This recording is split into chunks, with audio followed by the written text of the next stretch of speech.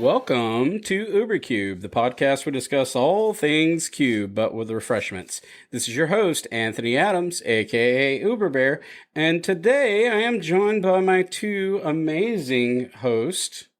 Hi, I'm May, also known as Magic. And hi, it's Stu MTG.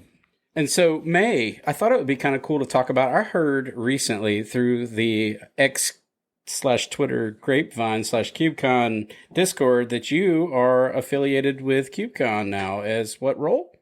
I am. So I am I'm essentially a part of the communications team.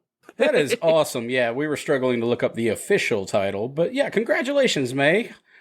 Thanks. Congratulations. Yeah. Basically, I just help with spotlights, a lot of the Twitter interactions, and various communication needs. So we are exceptionally proud of you and everything you're doing. I appreciate it. Thank you so much. Man, I've had, it's nice that somebody got some good news, right? You're doing this thing because I had an incident this week. I was going out on, the incident was I was going to go out on date night. This actually happened this past Friday, right? I'm excited. Mm-hmm. I'm taking my wife out. We're going to go out and have some drinks, have a little nice dinner, just kind of go out on the town. And I wanted to look popping fresh. I've got this new grooming kit that my wife bought me for Christmas. I'm going to bust it out. I'm going to bring that beard in. I'm going to pull it in. I'm going to look sharp. Man, the minute I took that groomer and put it to my face, the guard popped off. And I took out about 4 inches of a beard and went straight up bald. I've been in recovery mode trying to put back on my man makeup that we were talking about. May and I were joking about this. Yeah, I was really leaning in. Yes. Because the gender is stored in the makeup. Yeah. I was highly leaning into this beard, like representing me. And oh my gosh. So yeah, that's been the event of the week for my house. My wife's like, put it back. I'm like, I can't. Like literally I'm missing a quarter of my beard. Calling it the fresh beard. So UberBear will be back soon. He's on hiatus right now, but he's back in the fold. There is no man makeup. You just gotta have your brand. Like when I was look back in the day, I had my concealer that I like. That was it. That was my brand. That was my color. That's what I used. Yep. I don't feel bad about it. That was what matched my skin tone. It's what looked good on me. It's strange how a beard becomes like part of your identity, I guess. I've gotten so used to it. It's kind of like, it's my thinking cap whenever I'm like, and for everybody that understands what I'm doing right now, I'm solving a problem, right? And I'm brushing across my whiskers that you can't see. I love my wife very much for putting up with my baby bald face that I did to myself with that grooming kit. She's a saint. She's a saint. Just like they all are. We love them. We are not here to talk about this at all. No, let's move on to what our listeners actually want to hear when they tune into UberCube. Okay, so May, we're just going to hand this off to you today because this is a project of yours, and this kind of fits in with a bit of a vibe that we've been seeing a lot more of over the last few weeks, few months, or whatever. And it's more of these lower to the ground, low profile, more social kind of cubes, right? Not where you need, 8 players, maybe 4 players, but 8 players and a box and a bag of dice and a gazillion tokens, right? We're getting more into the, what can I take with me when I'm sitting on the bus or when I'm going to hang out at a restaurant or a bar or whatever, right? That's the vibe that we're getting into. This is a good shout out to our friend Dan Loop, who's working on this idea, right? Dan Looper is one of my, I love Dan. Inspired us to actually want to do this. And awesome. May's been kind of a pioneer in this idea too, but I thought it would be cool to talk about. May, give us the title before we move over to the thing that we always do. So today we are talking about the Big Spender Cube. And before we continue any farther, will share the credit with Irrelevant. They are somebody who I've spent a lot of time with cubing, etc. Take that context as you will. But basically, we started doing it like around once a week, once in a while, where we would just be like, hey, let's just do a round of Big Spender. And then we would kind of like play and tweak around with the rules. And then we finally got it to a point where it was presentable. And I took it to Ice Cube, which was a couple weeks ago. And I was not prepared for how successful that it was. It was just kind of a fun little idea, but how about we get into the drinks before we get into it? Yeah, let's do the thing that we always do here at UberCube, and let's present our drinks to the listeners. Stu, what are you having? I have got myself, this is the same as our previous episode, I've got me a Voodoo Ranger Juice Force IPA. And May, what are you having on this particular evening? So I'm still a little snotty and sicky, but I'm going to be sipping some jasmine and hibiscus tea. Ooh. I am going to be sipping on some Lagunitas IPA. Huge shout out to everybody that near this brewery because, man, God, I want to. We're still waiting for one of those to come along and give us a sponsor. Okay, for all the shout outs that we Guinness, do. Lagunitas, if you're listening. Lagunitas, Voodoo Ranger, like New Belgium. Whoever, if one of you guys, one of our listeners works for one of these companies, Aldi. Aldi, listen, I'll take a 16-pack of Stubbies from Aldi for an episode sponsor. Like, I'll do it. All right, let's crank them. All right. So, May, you are going to be absolutely just banging this out. This episode is a May-focused, cube-focused episode, right?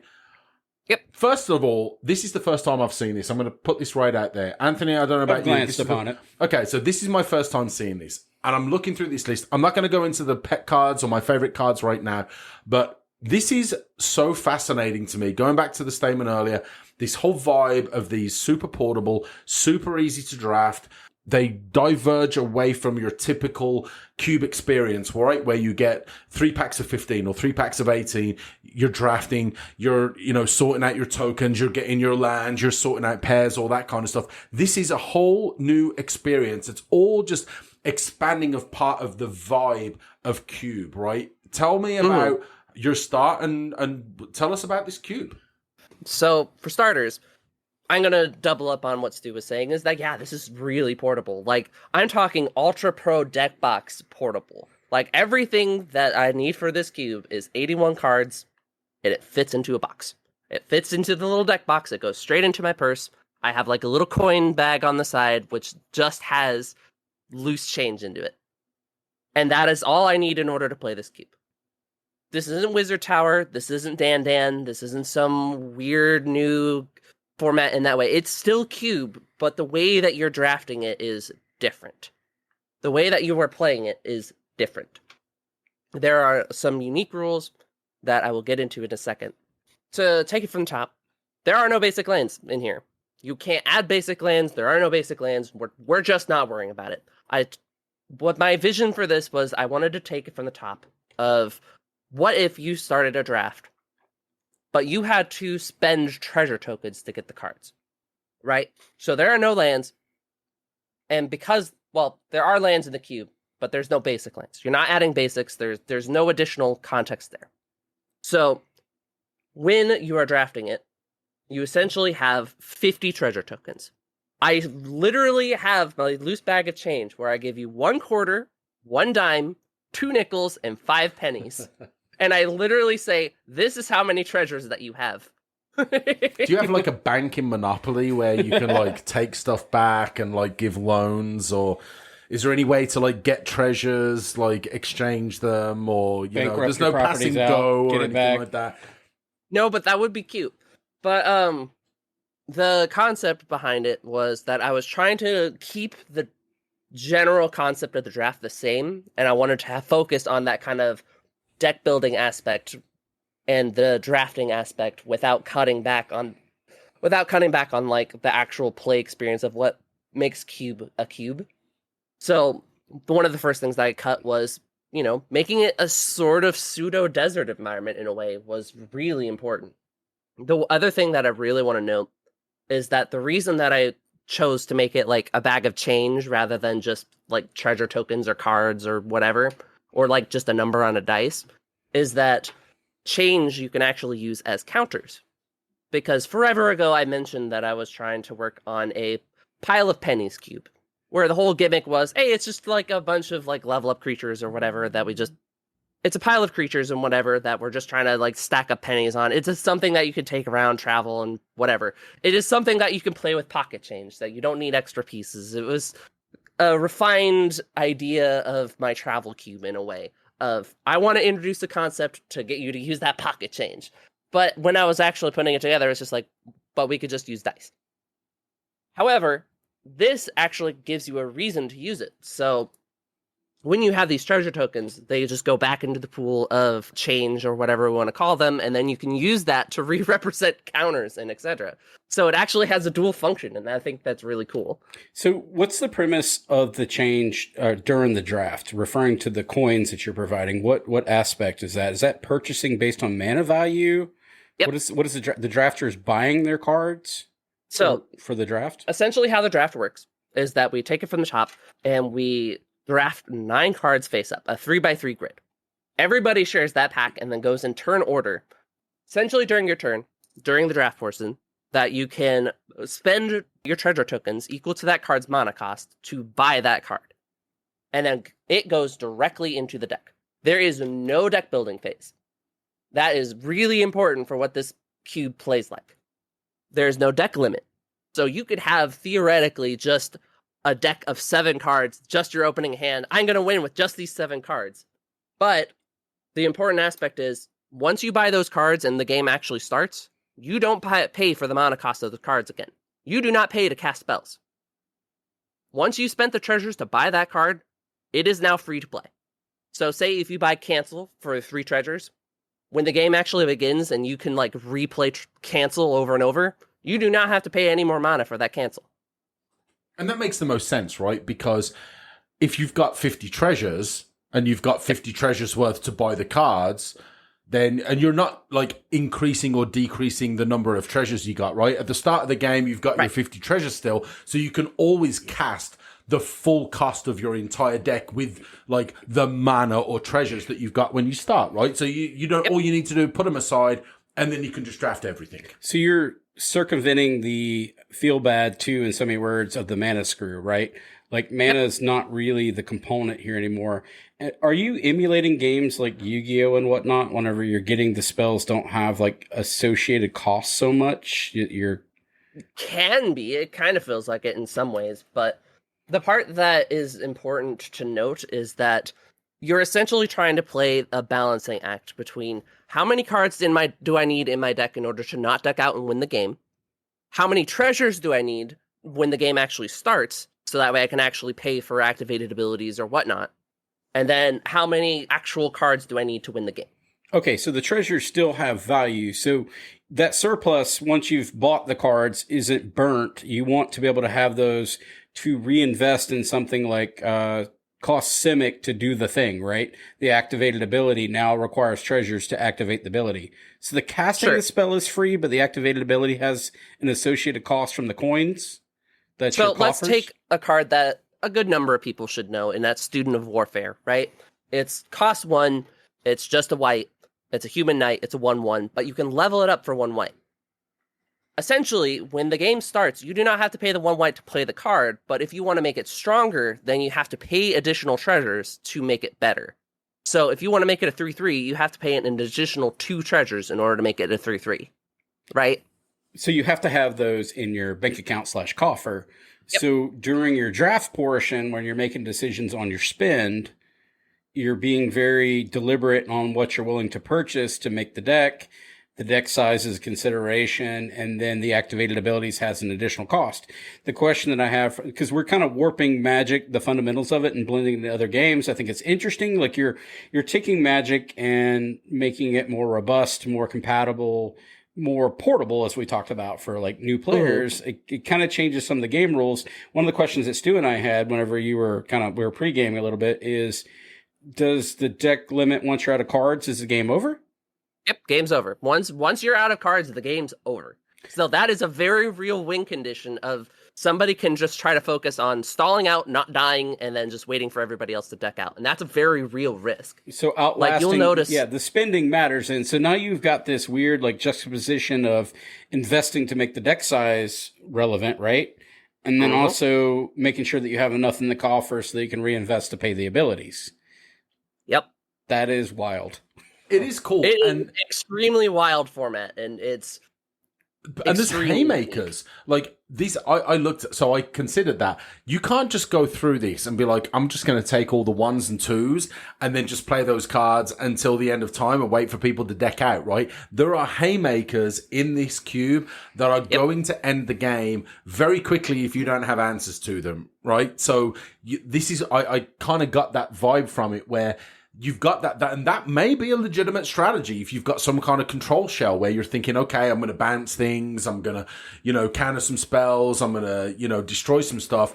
I'm going to force my opponent to have to expend a lot of their resources and a lot of their cards to try and put pressure on. But if you've just got this huge amount of pressure that you can put on in the form of my library is much bigger than yours, and that's a win condition, and that's super cool because that's not something that you see outside of maybe like some very niche cubes, but I like that. That's very cool. So based on your play reps with this unique design, if you got a certain type of emergent deck that's actually won more often, I guess the first thing that I've thought about is do low to the ground decks get the most damage in to close out that 20, because you're still using 20, right?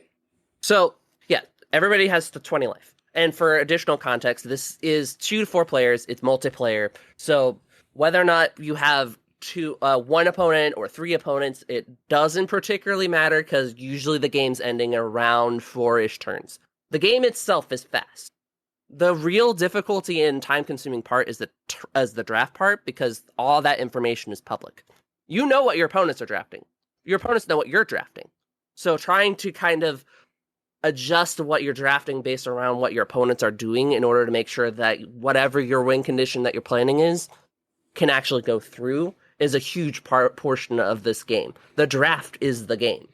When the game starts, you're just resolving that strategy. To make this more clear for the listeners, it could be a 4-player game. All the time investment, which is up front, is the cashing in of the 50 coins or the 50 points that you've spent to purchase into the game. You're buying into the game, trying to keep cash reserves held back intentionally so that you can actually do the level ups and the activated abilities and all the things you want to do. So are you still doing, everybody's got 20 life, all 4 players have 20 life and they're competing, or you can do 1v1. They also do the same type of idea. Yep. Or one verse, is it a pot of 3 also works well with this too? Yep.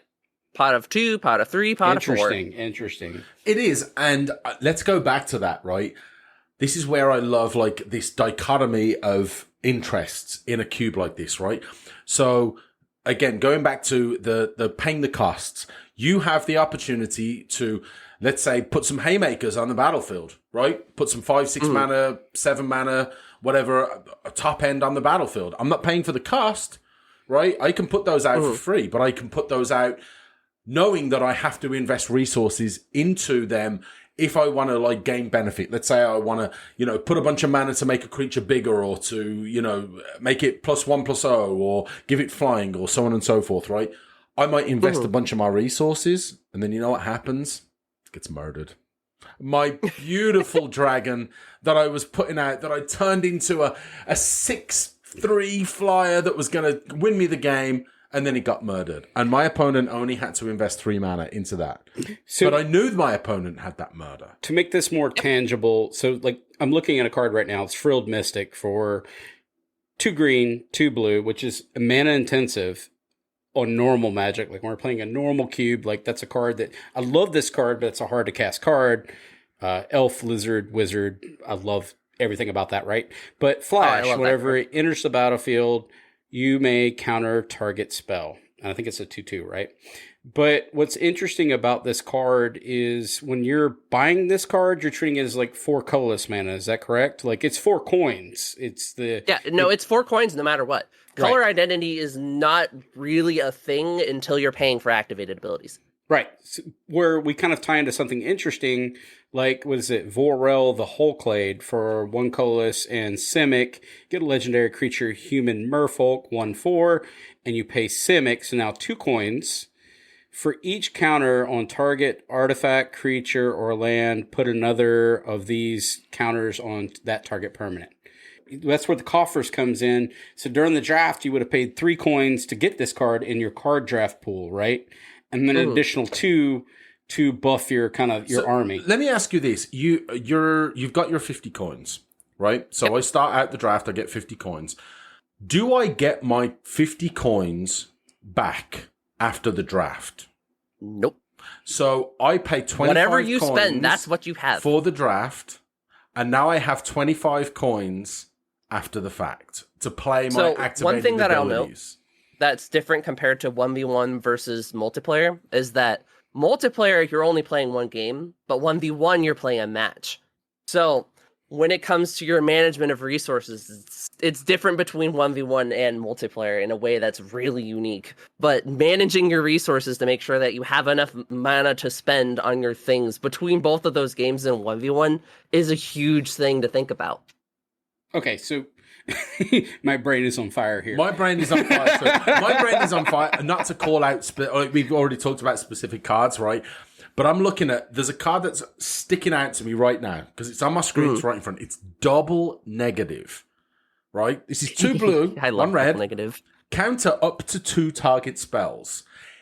Is this in here because there's not enough just 3 CMC counter spells? Are you expecting someone to need to counter 2 spells that are on the stack? Because they're free. Also, yes. Because the cost is already paid for. They're free. You've purchased. They're free. They're not free. You purchased them up front during the draft. Yep. So now you're dismissing during the game the cost outside of the abilities. This is wild. This is literally making my head just like freeze up. So turn off the magic brain. Oh my gosh, this is fascinating. I love everything about this. Oh, it's a super fascinating idea. And Stu's right on both accounts, where double negatives in here as effectively a second cancel for most parts. But there's also situations where you need to interact with multiple things on the stack.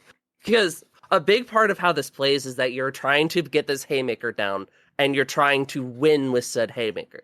So I recently added Form of the Dragon, and that's huge. You're stealing my card, May. That was a card that I picked out secretly that I was going to talk about. Go ahead and read it, but that was my card. And okay, then talk about it. You've taken it back.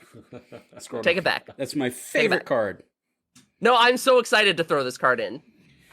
I absolutely love everything about this card. So, Form of the Dragon, no longer for this cost. 4 colorless and 3 mountains, so 7 coins for our listeners, right? Enchantment. At the beginning of your upkeep, Form of the Dragon deals 5 damage to target creature or player. At the end of each turn, your life total becomes 5. Creatures without flying can't attack you. So it's like weird moat that burns you. I love this card more than I should. Yeah, take this. Take every single flyer. GG. Thanks for playing. Yeah. Play this. Play a flyer. Thanks for coming. I don't know how I feel about. Do you have burn? I don't know enough about this cube. I want to draft it, but like, is moat, because that's what we're going to call this, Moat of the Dragon. Is this too good for this cube? Because I would draft this. That's actually a question that a lot of people have asked, and I'm actually going to dare to say no, because there's actually other strategies that just completely invalidate it. Like, Form of the Dragon is a high risk, high reward. So, for context, the beginning of your upkeep, that is a long time in multiplayer.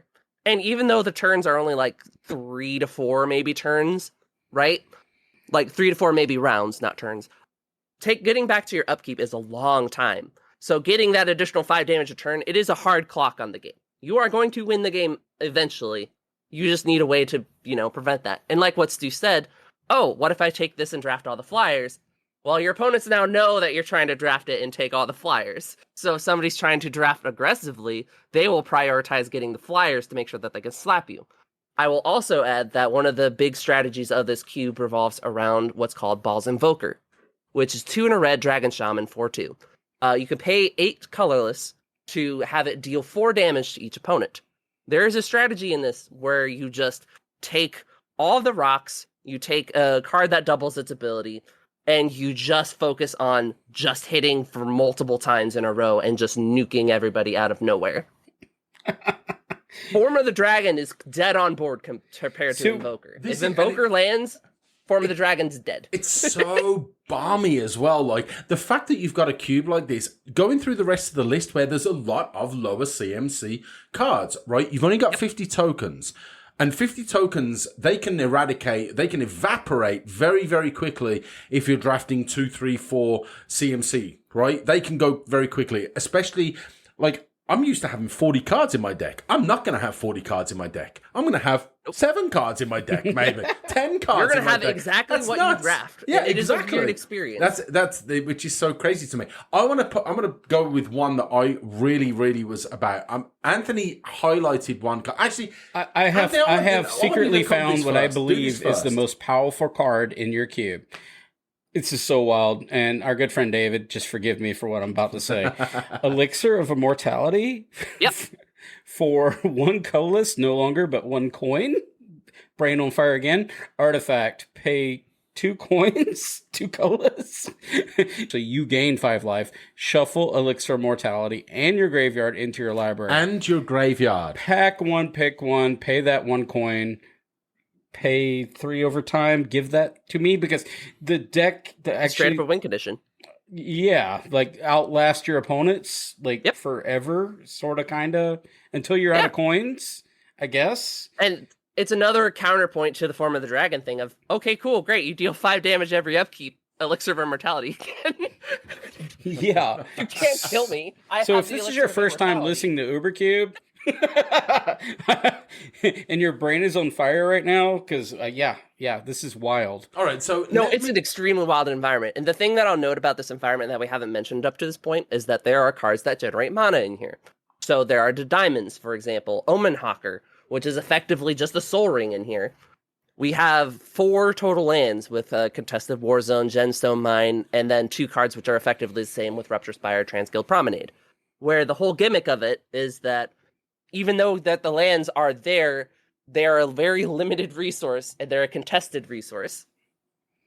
So, let me. All right, I'm gonna bring up one of mine. This is a bit of a favorite of mine. Echo Mage, 1 colorless, 2 blue, human wizard, has level up for 1 and a blue. Level 2 to 3 it becomes a 2/4. You can pay 2 blue and tap it to copy target instant or sorcery spell, and you may choose new targets for the copy. At level 4, you can pay 2 blue and tap, copy target instant or sorcery spell twice. You may choose new targets for the copies, and it becomes a 2/5. And what I love about this is, let's have a look at some of the targets that we have. Flame Javelin, 4 damage to target creature or player. Ray of Command, untap target creature opponent controls and gain control of it until end of turn. I like that kind of, that's kind of my jam right there.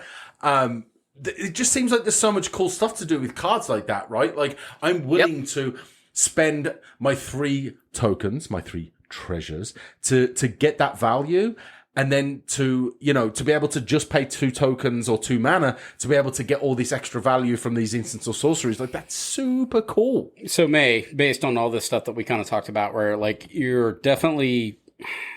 what's the word I'm looking for? You're crazy. You're melding, or you're changing Insane. what we're used to, right? Like, you're changing the dynamics of Magic. That I'm a boomer, Stu's a boomer. This is how we played, and you're redefining how we play this game, right? You're incorporating a lot of other TCGs, sort of, kind of, in a roundabout. That's what I'm seeing here. Like, let's what is the accessibility? No, specifically Yu-Gi-Oh. I want to go back to the comment that you made. This is definitely very Yu-Gi-Oh.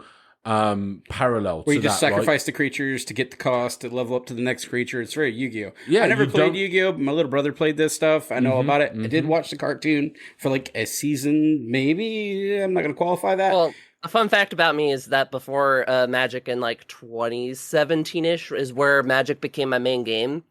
I was mostly into Yu-Gi-Oh. I played Yu-Gi-Oh since I was really young. I played it for a long time until 2017. Called it. So it's very unsurprising that the parallel is there. But the thing that I will note is that when I was designing this, I was actually taking the concept of game mode in Plants vs. Zombies. I know it's a completely far-fetched thing, but there's this game mode called Last Stand. The gimmick is that it gives you a certain amount to work with. You can plant any of the amount of plants except for the ones that generate sun, and then you can just play around with the strategy however you want. And I was like, hey, what if I made this but in drafting? Wild. So there's like... It is wild. There's what I've become... So being truthful, like when I went to CubeCon 2023, I avoided cubes that took me out of my comfort zone. Like if they did something or a special rule, it's just not what I am used to, right? So that comes back to my accessibility question. Do you find that Magic players that are invested, like I feel like at this point I've been playing this game forever, right? And you're redefining the rule sets, which I'm down to clown. I'll sit here and play this, right? This will be fun as hell. But it's hard for me to wrap my brain around this. Do you see any accessibility concepts for this? Because I don't have any touch points with these other TCGs. What do you think about that? Oh, definitely. There is definitely an accessibility problem in the sense of if somebody is kind of unfamiliar with Magic, then they're going to have a hard time playing this game. But the thing that I will say is that it sounds a lot more complicated than it actually is. The hard part is understanding the assignment. Your assignment is trying to make the most optimum pile of cards out of this draft to win the game with. So you have to take down in a I'm still working on this. You can hear the struggle. It's Commander or 1v1 Yes. or 1v1v1 with 50 tokens that you can use to buy cards, but then you also have to use them to cast, and you have to use them to pay activated abilities. There are a few cards where you can get treasures back. There's no pips because everything's free when you cast it, and even the pips on the activated abilities are irrelevant because they just cost treasure, which is color independent. And yeah, I want to play this cube. I want to play this so bad, but like, okay, so in a 1v1 format, I have to deplete 20 life. In in a 3-player, I have to take down 40 life, so I have to design a different deck. So a whole different style of drafting happens now. So my resources, and then obviously 60 life is what I have to deplete to win the game, and or their decks have to evaporate. It's wild. All right, I want to ask a question. It hurts. I agree with this, but I want to ask a question. I'm a big Bee Gees fan. Okay, Staying Alive. I saw it. Staying Alive. So. Is there like more of or is there a point with the number of players where it goes from staying alive to being aggressively trying to win? Like, do you feel like, as an example, just throwing it out there, in a 4-player game, you're maybe trying to stay alive more than trying to win, and then maybe in a 1v1, you're trying to win more than you're trying to stay alive? To tag off of that, can you take down 60 life in this cube? In the short amount of duration you have in turns. So the thing about this cube that we have to understand is that we have 3 other opponents that are also trying to take down their life. The only real life gain in here is Elixir of Immortality, which is the best card in the cube in my mind. I will. It is one of the best. I will pay 100 coins for that. And I don't even have. However, the thing that is important to note about a lot of these cards and interactions is that people are also drafting their things to try to end the game quickly. And when you have 3 people that are also trying to end the game as fast as you are, the games go very quickly. So even though you have to go through what you're seeing as 60 life, they're also trying to bring down 60 life. And piggybacking on your comment, Anthony, so I agree with what you're saying, right? Elixir of Immortality seems very powerful. It's only 1 mana to cast, and it's only 2 mana to shuffle it back into your library and gain 5 life. That is now turn 3 that you're potentially at, and all you've done is gain 5 life. I'm going to go out on a limb and say that in a cube like this, where you don't have any restrictions on turn, like, oh, I'm only doing a 1 mana spell on turn 1, and I'm only doing a turn mana spell on turn 2, like, that could probably get kind of lost in the weeds fairly quickly. Like, gaining the life is kind of nice, but I think there's the potential for that to get overrun as well. And because of the structure, you don't really get meta development. Like, best deck wins all the time because you're changing your formats. Like, so I've got a 2-headed giant cube. It needs 4 players, 8 players. So the meta is very defined, right? I mean, it is, but it isn't. But yours is like constantly like the shifting landscape. It's again, brain burn. But no, like, exactly. So, I agree. You've spent, again, going back, you spent 3 resources to gain 5 life. That's cool, right? What is everyone else doing? It's reshuffling your deck so you can make your deck smaller. That Elixir Mortality is. You're not making your deck smaller. I want to spike this cube, and I don't know how to spike this cube. I think you're making your deck bigger. Elixir Mortality is a forever deck. So this is the box. And I now have the box in front of me. Okay. I am going to put down our first pack. Let's see it. Let's see our first pack. So, for context here, essentially when we're drafting it in actual setting, what we're trying to actually evaluate with these packs it's not only a matter of how you're going to win, but also how your opponents are trying to win, and how are you going to be in the better position. So there is right? an interactive element to it, right? It's not just I'm powering forward to make some kind of combo finish or anything, right? You're considering everything that could potentially happen in the game. So while y'all are seeing it as in this ever-shifting thing, it's really not. There is a select amount of win conditions, and everybody's trying to pick a lane for that win condition. And then everybody's trying to pick the right interaction or the right amount of cards in order to be the last one standing. Like, for example, with Invoker, and the reason that I'm going back to Invoker so often is because it was the big playmaker for a long time of just being, this is the card that if I were to invest as little as possible, drafted all the lands, all the one-drop creatures, I have just enough cards in my deck to make sure that I don't die, and then drop a bunch of mana. I have, like, Danaher to double its effect, like, once a turn. I can drop it down, immediately nuke everybody for 8 the same turn it comes down, and then just drop all of my mana to instantly nuke everybody.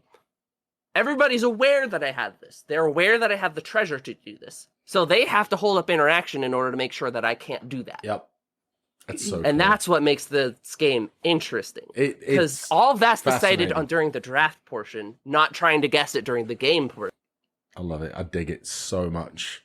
Especially because, like, this kind of concept where it can just be taken, again, to a bar. It doesn't even have to be taken outside of my house, right? I can just take it down. I got the boys over. I got everyone over. We're hanging out. You know, we're talking about UberCube. We're talking about our latest episode. We're talking about new changes to the Pauper Cube or the Munson Cube. Hey, let's bust this out real quick. We'll play a game. It'll take 10, 15 minutes. And bang, we're done. The game itself is really short, like at most like a half hour. It is not bad. You say it's short, but you've got a couple of my pet cards in here that I'm just going to spend money on with no strategy whatsoever. Like you like easily say like there's a very like direct strategy that I could choose or a line of play, but Anthony speaking, I'm just going to buy cards that I like more than I should. And you have that's my entire draft strategy. Every time I play Magic, you're representing one of my absolutely just S tier favorite cards ever made in Magic, and it's Goblin Flectomancer. So I actually had Bolt Bend in here for a while, and I needed a cheaper version of it. And I decided, hey, this is also a creature, because do not underestimate creatures in this environment. Creatures are very scary. They're definitely the scariest part about this game mode. They will run you over. And let's be clear, this is not Goblin Electromancer, which everybody knows. This is for Goblin 1 blue, 2 red, which is 3 coins. Again, working on this. And it's a Goblin Wizard for a 2/2. Sacrifice Goblin Electromancer. You may change the targets of target instant or sorcery. This card is just like the greatest LOLs card ever made in my life. Like I'm gonna Rattlesnake LOLs card. I'm going to go out on a limb. This is a misnamed card. First of all, as we mentioned, it's not Goblin Electromancer. It's Goblin Flectomancer. He's Flectomancing. But it should have been Goblin Flexomancer. Flexomancer, absolutely.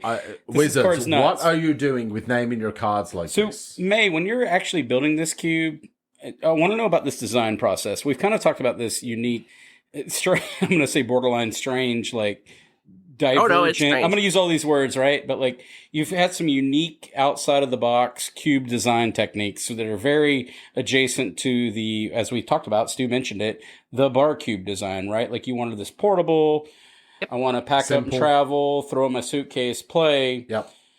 It fits in my purse. Where did your card choices come from? Like without going into just innate detail, how did you pick these cards? Did you have some core, like let me step it back. I'm seeing stuff like we talked about Voral, the Whole Clade. Screams like proliferate, right? You've got other cards that say counters. So when you did this, you said, I wanted counters. I wanted swerving, because that's what Goblin Flectomancer does. Spells matters. Spells matters-ish, but swerving spells matters. You wanted these type things to distill this down. Were there a couple of things that when you pack and play this, you wanted to see that like spoke to you? Level up cards. I wanted a home for level up.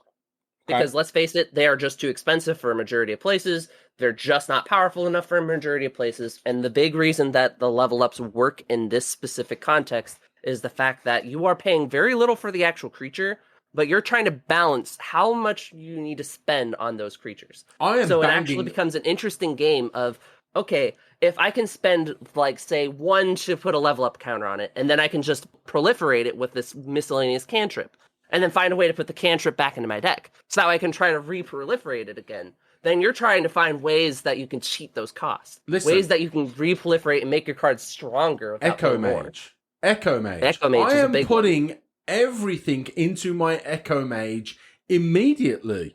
Like, level 4+, like, I cast it. Okay, I'm hoping that it kind of survives. But if it does onto my next turn, I'm kind of happy. Like, I want to dump all the mana into it. It's got summoning sickness, right? Unless you've really gone crazy and every creature has haste in this cube, which I don't know if that's the case, but if it is, fair play. They don't, but okay. There is a card where you pay mana to activate it, and it's going to be in our little pack that I created for us. Weird. So, loves it. But like eight mana, right? 8 of my coins, so 11 coins total for my. It's expensive. Fully up. It's super expensive. It's 20% of my entire resource pool. But I've now got a 2/5 Echo Mage, and if you're saying that creatures are not to be underestimated, now I have a bit of a blocker as well. But now I can pay 2 mana or 2 coins and tap it. And start double copying spells. Like, Anthony, like, why did you highlight that? Let's talk about that. I highlighted a certain card to offend Stu on how much you said you spent? 11? 11. 11 of your coffers of 50? I spent 11. I'm going to pay 3, and I'm going to cast Murder. I'm going to pay 3 and cancel. This is so wild. GG. So, to be fair, when you're drafting it, you're not immediately playing the card. They go into the deck, and then the game actually begins once the draft's over. Once everybody's done picking cards. You do not have to pick cards. You are not obligated to pick cards. You could just pass during a pack. Which, again, we'll go through like a sample pack here in a second. But Well, actually, I want to run over another card that I thought was fascinating. So we've talked about, like, so you've paid to draft this with your coins, your coffers, you're depleting your resources. Now you're going to the game, and you think you're okay. I've got, I don't know, 12 coins left, and I'm going to invest this to do my thing. So I'm going to do Voral's my strategy. I'm doing a 1/1 counter. So I tap Voral. I pay 2 coins, which is my Simic, and I'm intending, and then suddenly May says bind. For free, which wouldn't normally be free in Magic, but for 1 colorless and 1 green, counter target activated ability, draw a card. She cantrips for free. Yep. Because I tried to get... This is wild. Oh my god. Yep, my head hurts. This is the brain burn episode. We're going to retitle the thing that you'll notice about this environment is that a lot of it is, what is my strategy? How am I going to protect my strategy? You are trying to protect your playmaker.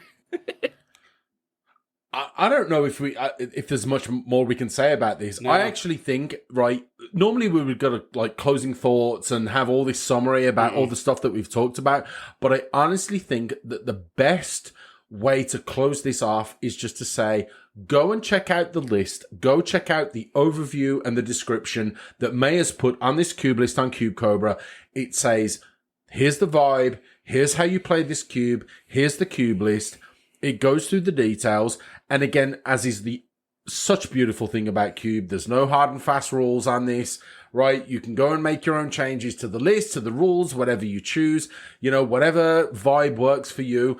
But I think this is such an incredible starting point for a format, for an experience where you can just be super casual, super fast paced. And I will say, honestly, one thing that I love about cubes like this and about vibes like this, because that's what we're talking about it, right? Like this whole bar cube, like the vibe, it's super fast. It's like, let's bang this out. We just pull it out, pull the box out, deal the cards, bang, bang, bang. We're done in 30 minutes. Game's won, game's fun, had a great time. What do you think? Like that's kind of what I'm getting out of it. Well, before you're done, I'd like to push I'm going to give you one more. I'm going to push in 2 coins. I'd like to cast Last Chance and take an extra turn after this one. At the beginning of that turn's end step, I lose the game. Doing it. Let's congratulations, go. Anthony. Okay. Fantastic. So I actually took the liberty of literally laying out a pack in front of me on my desk. All right, let's do this. Let's go. I put it in Uberstaff. So we're going to start with Anthony, and then we're going to go to Stu, and then we're going to go to me, and we're going to go through this pack. We are going to do a little sample draft of this pack. All right? So, Anthony, what's your pack 1 pick 1 here? All right, so we've got a Boros Guildmage, a Last Chance. what's the top? Something vampire. There's a black level up card. We're gonna go with that. A Mind Stone. We've got a Xanthrid. It was kind of obscured because the shadow. Realmbreaker of Bala Ged, Dinahir, Invoker Adept, a Cancel, and a Goblin Flexomancer. Huh. Well, so based on the fact that coins cost mana, I'm going to go super safe. I'm going to spend my 2 coins, and I'm going to purchase a Mind Stone, is what I'm choosing out of this pack. Because I can invest 2 coins, and then later 1 more coin to potentially draw a card. But I have repeatability of having mana to pay my activated abilities in the game, that I can see the value of the Mind Stone. Maybe? Yep. I haven't... After 2 turns, it's paid for itself. So the card on the top right is Nirkana Cutthroat, by the way. It's a vampire warrior. It's a 3/2 for 3, and you can pay 2 and a black to level it up. Yeah, so between level 1 and 2, it has Death Touch. It becomes a 4/3, and between 3 and up, it gets First Strike Death Touch as a 5/4.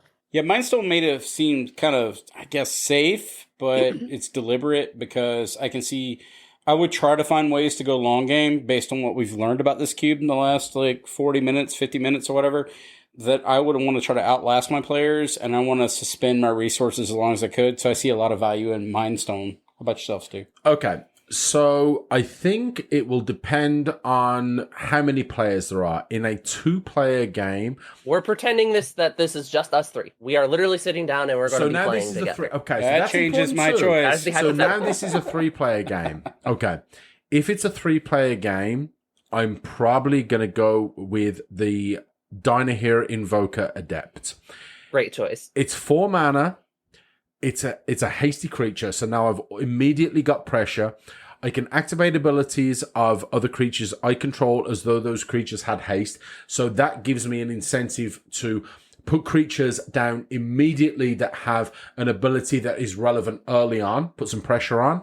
And it's a fun card. Like, these kind of cards are fun. Like, that's the kind of thing, if, I want to put that out turn 1.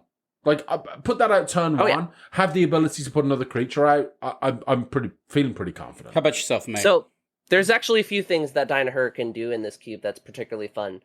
What Dinahir does is that with Invoker, it actually makes it so that way you can immediately deal 8 damage the first turn that Invoker comes down. I like that. And that is very, very spooky. The fact that you can just pay 8, immediately deal 8 to everybody's face, that can end the game immediately. But the other thing that it can do is that it could also double a couple of the level up cards in here, where we have Ikari Outlighter, where it has a level up cost of 4. Or another one was Targnar, Demon Fang Null, where you could pay 4 to double its power and toughness.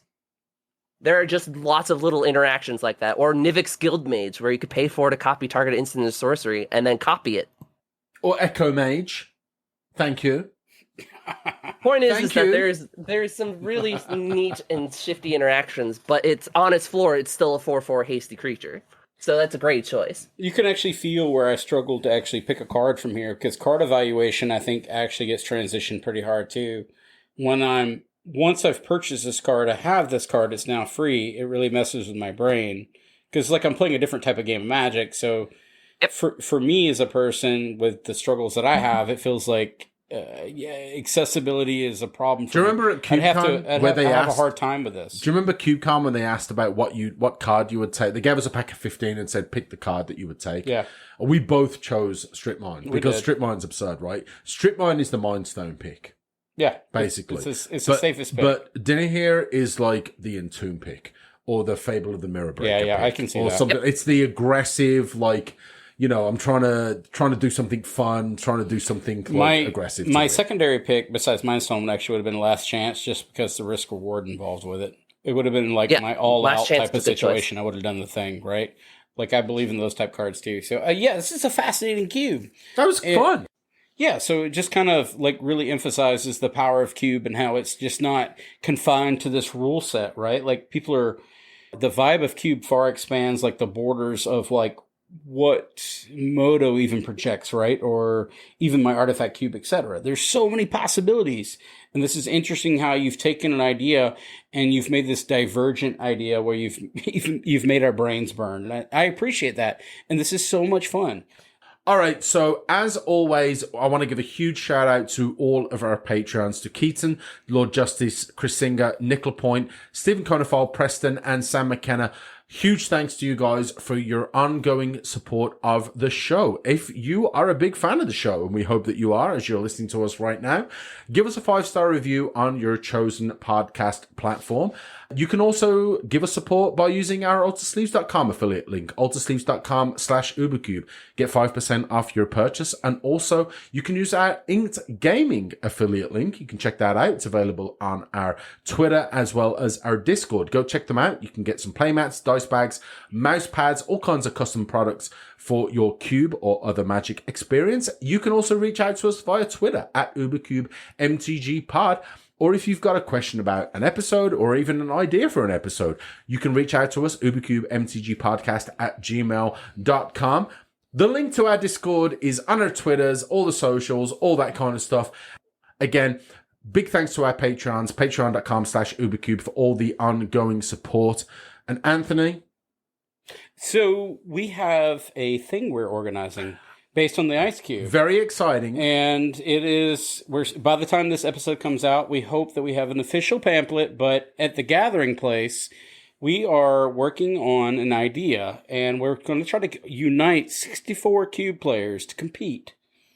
Go through 8 cubes, and then the finale will be for my 540 Vintage Cube with side events and with raffles, all the above. So we're actually working on that. It's in the works. I'm hoping that you guys can come out to the Gathering Place in Chapel Hill, North Carolina. I will include a link in the show notes as well as the Discords, etc. But we would love to see this cube community come out and join us. Absolutely. Yep. Other than that, good stuff. May? This is wonderful. First of all, I want to give a huge shout out to our just beautiful co-host, May, for what is a wonderful concept here for a cube experience. Again, this is just such a wonderful, to me, just addition, another way to enjoy Magic, another way to enjoy cube. How fun can this be? And I will say this as someone that I was kind of a nerd back when I was in high school and in college. You still are a nerd, by the way. I am a nerd, but you know what I used to do when I was in college? I used to go to the nightclubs and play euchre. But if I could have gone instead of playing euchre and played this cube, I think I would have done. So you know what? To all of you out there, if you're looking for a different experience, cribbage and euchre, let's go. Cribbage and cube, let's go. So the one final note that I'll add is that this entire cube is like $25. You could get it for less. $25 my kind of price, US, right there. Love it. That's cube. All right, thank you to everyone, and we're going to do what we always do here at UberCube. Happy spending. Happy spending. Let's get that. Yeah, let's go.